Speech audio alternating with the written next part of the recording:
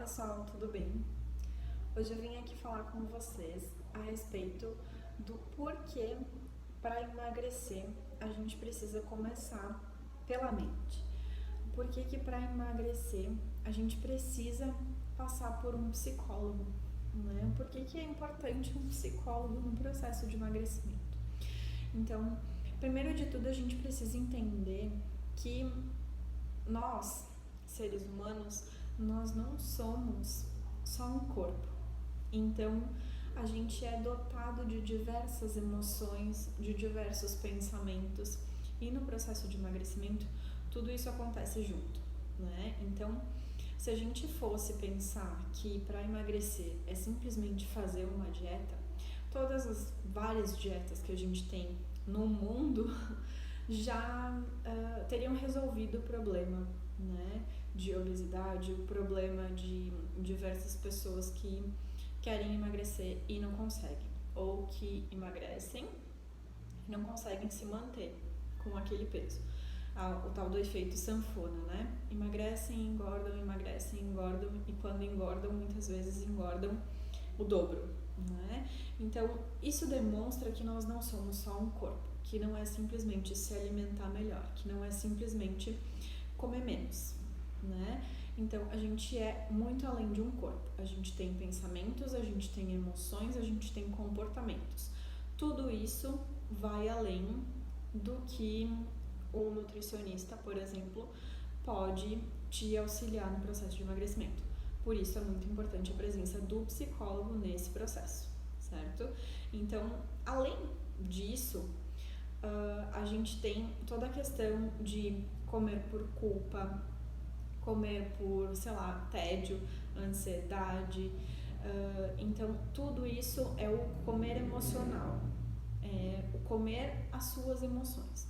Tudo isso está envolvido no nosso processo de emagrecimento. Se eu não sei lidar com as minhas emoções, eu vou lidar com elas de algum jeito, eu vou encontrar uma forma de lidar com as minhas emoções. E, muitas vezes, é através da alimentação, é através da comida. O que, consequentemente, acaba proporcionando ali um aumento de peso, né?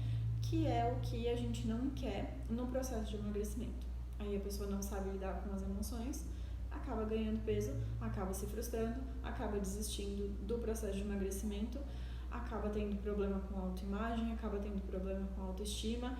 Percebem como tudo isso gira em torno do emocional, do psicológico, por isso a importância do psicólogo nesse processo, certo?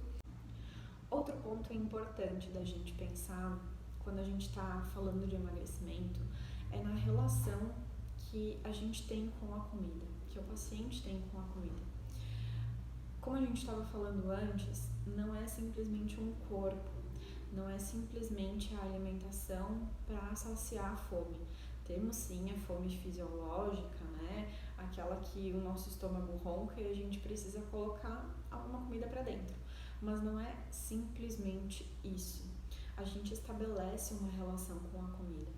Então, se eu me alimento sim para saciar a minha fome, mas muitas vezes eu me alimento por questões emocionais, como a gente falou, que a gente precisa aprender a lidar com essas emoções, mas também em muitos momentos tem a questão de um alimento que eu gosto muito porque me remete a lembranças, sei lá, da minha avó, né? Lembranças da minha infância, lembranças de quando minha mãe cozinhava pra mim, de, né, coisas que me remetem, que me trazem lembranças, que me trazem emoções. Tudo isso me alimenta emocionalmente também. Então, é uma forma de me relacionar com a comida. Tem muita explicação que pode ter por trás dessa alimentação, que o paciente não consegue, por exemplo, dizer que não para um alimento em especial, né? Para algum tipo de episódio compulsivo. Então, a gente precisa entender qual que é a relação desse paciente com esse alimento ou com os alimentos como um todo, para entender o porquê dessa dificuldade desse emagrecimento. Então, é toda essa relação, esse comportamento alimentar que a gente precisa entender. Por isso a importância, novamente, do psicólogo. Também é importante a gente entender nessa relação qual é a visão do paciente sobre a sua alimentação, né? E nesse sentido a gente pode pensar, por exemplo, em várias dietas, né? Aquela mentalidade da dieta que a gente vem vivendo de muitos anos e que ainda bem que isso vem mudando, mas ainda está muito forte de excluir alguns tipos de alimento. Por exemplo, eu não posso comer carboidrato porque carboidrato engorda, né?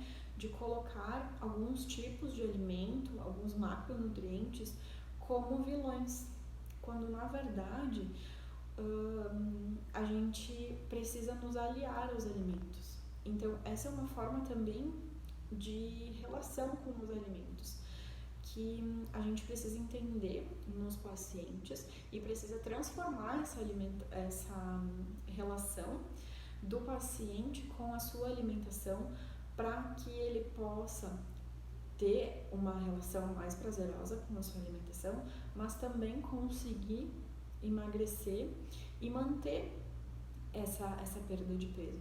Caso contrário, ele vai até conseguir emagrecer por um tempo, talvez, cortando todos os carboidratos da sua vida, né? Não como pão, não como bolacha, não como biscoito, não como pizza, não como doce, não como isso, não como aquilo, não como aquele outro. Todos os alimentos que possivelmente ele goste muito, porque são gostosos. E aí ele para por um tempo isso, corta todos esses alimentos. É uma alimentação maçante, é uma alimentação ruim, não é uma alimentação prazerosa. Aí ele fica por um tempo ali, perde alguns quilos, fica feliz com isso, se sente realizado, ok. Mas a partir do momento que ele volta com a alimentação normal, né, esse peso que ele perdeu volta, e volta muitas vezes em dobro, como a gente já comentou, porque acaba mexendo muito com o metabolismo, né, do paciente, acaba estragando o metabolismo do paciente porque não é uma alimentação normal, não é uma alimentação que a pessoa consiga manter, não é uma alimentação saudável, cortar esses macronutrientes, porque todos os macronutrientes, os 3 macronutrientes são carboidrato, gorduras e proteínas, todos eles são importantes, todos eles têm uma função no nosso organismo, então a partir do momento que a gente corta algum deles, a gente vai ter algum efeito ruim no nosso corpo. Então, a partir do momento que eu corto algum deles, eu até posso perder peso, mas eu não consigo manter depois quando eu volto para minha vida normal. E além de eu ter esse reganho de peso, enquanto eu não estou comendo carboidratos, por exemplo, eu não tenho a minha vida normal, eu não posso sair com os meus amigos, porque eu não posso, sei lá, comer uma pizza, eu sinto culpa de tomar uma cerveja, eu sinto culpa de comer um brigadeiro, eu sinto culpa de comer uma pizza. Aí quando eu como algo que está fora da minha dieta, do meu planejamento, eu me sinto culpada, eu me sinto frustrada, eu me sinto como se eu não fosse capaz o suficiente de manter a minha dieta, né? E tudo isso faz parte de uma relação alimentar doentia. Então, tudo isso é mantido por diversos motivos, mas em especial essa mentalidade da dieta que a gente tem, de que a gente precisa estar em dieta o tempo todo para emagrecer. E não é bem assim que funciona. Então, nessa perspectiva, né, da psicologia dentro do emagrecimento, a gente trabalha toda essa parte de relação com a comida, como eu vim comentando, a questão de motivação, a questão da autoimagem, a questão do autoconceito, a questão da autoestima, diversas questões nesse sentido que vão influenciar diretamente no emagrecimento e na relação com a comida e na relação consigo mesma, que influencia também diretamente no processo de emagrecimento.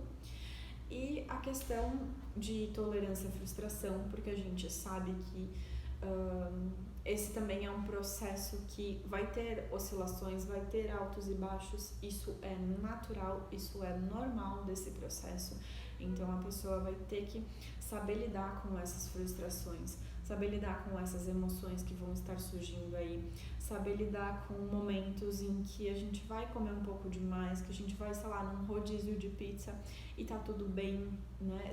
Conseguir se permitir ter esses momentos, entender que esses momentos também fazem parte de uma saúde mental, porque como eu vim falando nesse vídeo, a gente não é só um corpo, a gente se alimenta também por prazer, mas a gente precisa ter esse equilíbrio de entender com consciência quando eu estou comendo por prazer e quando eu estou comendo por simplesmente não saber lidar com as minhas emoções. São duas coisas diferentes. Então, tudo isso é entendido no processo de emagrecimento, através da psicologia, e aí a gente vai aprendendo a lidar com tudo isso. A questão da pressa também, né? Porque a gente quer atingir a perfeição, quando não existe. Então, o feito é melhor do que perfeito, porque esse perfeito não existe.